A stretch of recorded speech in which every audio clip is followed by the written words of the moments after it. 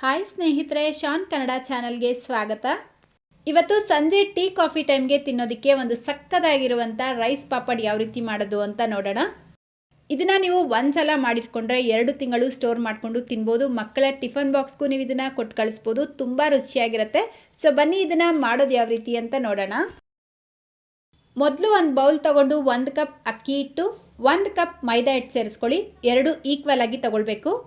ಮೈದಾ ಹಿಟ್ಟಿಗೆ ಬದಲಾಗಿ ನೀವು ಗೋಧಿ ಹಿಟ್ಟು ಬೇಕಿದ್ರೂ ಉಪಯೋಗಿಸ್ಬೋದು. ಇದರ ಜೊತೆಗೇನೆ ಸಣ್ಣದಾಗಿ ಕಟ್ ಮಾಡ್ಕೊಂಡಿರುವಂಥ ಕರಿಬೇವಿನ ಎಲೆ ಸ್ವಲ್ಪ, ಅರ್ಧ ಟೀ ಸ್ಪೂನ್ ಕಲೋಂಜಿ ಬೀಜ. ಇದಿಲ್ಲ ಅಂದರೆ ಇದ್ರ ಬದಲಾಗಿ ನೀವು ಓಂಕಾಳು ಕೂಡ ಉಪಯೋಗಿಸ್ಬೋದು. 1 ಟೀ ಸ್ಪೂನ್ ಬಿಳಿ ಎಳ್ಳು ಅಥವಾ ಕಪ್ಪು ಎಳ್ಳು, ರುಚಿಗೆ ತಕ್ಕಷ್ಟು ಉಪ್ಪು ಹಾಕ್ಬಿಟ್ಟು ಒಂದ್ಸಲ ಇದನ್ನು ನೀಟಾಗಿ ಮಿಕ್ಸ್ ಮಾಡಿಬಿಟ್ಟು 3 ಟೇಬಲ್ ಸ್ಪೂನ್ ಎಣ್ಣೆ ಸೇರಿಸ್ಬಿಟ್ಟು ಮತ್ತೆ ಇದನ್ನು ಚೆನ್ನಾಗಿ ಮಿಕ್ಸ್ ಮಾಡ್ಕೊಳ್ಳಿ. ಎಣ್ಣೆಗೆ ಬದಲಾಗಿ ನೀವು ಬೆಣ್ಣೆ ಅಥವಾ ತುಪ್ಪ ಬೇಕಿದ್ರೂ ಉಪಯೋಗಿಸ್ಬಿಟ್ಟು ಮಾಡ್ಬೋದು. ಸೊ ನೋಡಿ, ಇದೆಲ್ಲವನ್ನು ಈ ರೀತಿ ಚೆನ್ನಾಗಿ ಮಿಕ್ಸ್ ಮಾಡಿಕೊಂಡು ಈಗ ಸ್ವಲ್ಪ ನೀರು ಸೇರಿಸ್ಕೊಳ್ತಾ ಹಿಟ್ಟು ಕಲಿಸ್ಕೊಳ್ಬೇಕು. ನಾರ್ಮಲ್ ಆಗಿ ಚಪಾತಿ ಹಿಟ್ಟು ಕಲಿಸ್ತೀರಾ ಅಲ್ವಾ, ಅದೇ ಹದಕ್ಕೆ ಕಲಿಸ್ಕೊಳ್ಳಿ. ಸೊ ನೋಡಿ, ಈ ರೀತಿ ಸಾಫ್ಟಾಗಿ ಕಲಿಸ್ಬಿಟ್ಟು ಇದನ್ನು ಸೈಡಿಗೆ ತೆಗೆದಿಟ್ಕೊಂಡು ನೆಕ್ಸ್ಟ್ ಈಗ ಒಂದು ಚಿಕ್ಕ ಬೌಲ್ ತೊಗೊಂಡು 1 table spoon cornflour, 1 table spoon ತುಪ್ಪ ಸೇರಿಸ್ಬಿಟ್ಟು ಚೆನ್ನಾಗಿ ಮಿಕ್ಸ್ ಮಾಡಿ ತೆಗೆದಿಟ್ಕೊಳ್ಳಿ. ನಂತರ ಈಗ ಇದನ್ನು ಲಟ್ಟಿಸ್ಕೊಳ್ಳೋದಕ್ಕೆ ಕಲಸಿಟ್ಟಿರುವಂಥ ಹಿಟ್ಟೇನಿದೆ ಇದನ್ನು 2 ಭಾಗವಾಗಿ ಮಾಡಿಕೊಂಡು ಉಳಿದಿರುವಂಥ ಡೋ ಮೇಲೆ ಒಂದು ಲಿಡ್ನ ಕ್ಲೋಸ್ ಮಾಡಿ ತೆಗೆದಿಟ್ಕೊಳ್ಳಿ. ಇದನ್ನು ಲಟ್ಟಿಸ್ಕೊಳ್ಳೋದಕ್ಕೆ ಮುಂಚೆ ಈ ರೀತಿ ಸ್ವಲ್ಪ ಎಣ್ಣೆ ಹಚ್ಕೊಂಡು ನಾರ್ಮಲ್ ಆಗಿ ಚಪಾತಿ ರೋಲ್ ಮಾಡ್ಕೊಳ್ತೀರಾ ಅಲ್ವಾ, ಅದೇ ರೀತಿ ರೋಲ್ ಮಾಡ್ಕೊಳ್ಬೇಕು. ಸ್ವಲ್ಪ ಮಂದವಾಗಿ ರೋಲ್ ಮಾಡ್ಕೊಳ್ಳಿ. ಇದು ತುಂಬ ಸ್ಟಿಕ್ಕಿ ಆಗ್ತಾ ಇದೆ, ರೋಲ್ ಮಾಡೋದಕ್ಕೆ ಕಷ್ಟ ಆಗ್ತಾ ಇದೆ ಅಂದರೆ ನೀವು ಬೇಕಿದ್ರೆ ಅಕ್ಕಿ ಹಿಟ್ಟು ಅಥವಾ ಮೈದಾ ಹಿಟ್ಟನ್ನ ಉಪಯೋಗಿಸ್ಬಿಟ್ಟು ರೋಲ್ ಮಾಡ್ಕೊಳ್ಬೋದು. ಸೊ ನೋಡಿ, ಈ ರೀತಿ ರೋಲ್ ಮಾಡ್ಕೊಂಡಿದ ನಂತರ ನಾವು ಮೊದಲೇ ಮಿಕ್ಸ್ ಮಾಡಿ ತೆಗೆದಿಟ್ಕೊಂಡಿರುವಂಥ ಪೇಸ್ಟ್ ಇರುತ್ತಲ್ವ, ಅದನ್ನು ಇದರ ಮೇಲ್ಗಡೆ ಚೆನ್ನಾಗಿ ಹಚ್ಕೊಳ್ಬೇಕು. ಈ ಪ್ರಾಸೆಸ್ನ ಮಾತ್ರ ಸ್ಕಿಪ್ ಮಾಡಬೇಡಿ. ಈ ರೀತಿ ಚೆನ್ನಾಗಿ ಹಚ್ಕೊಂಡಿದ ನಂತರ ನಿಧಾನಕ್ಕೆ ಪ್ರೆಸ್ ಮಾಡ್ಕೊಳ್ತಾ ರೋಲ್ ಮಾಡ್ಕೊಳ್ಬೇಕು.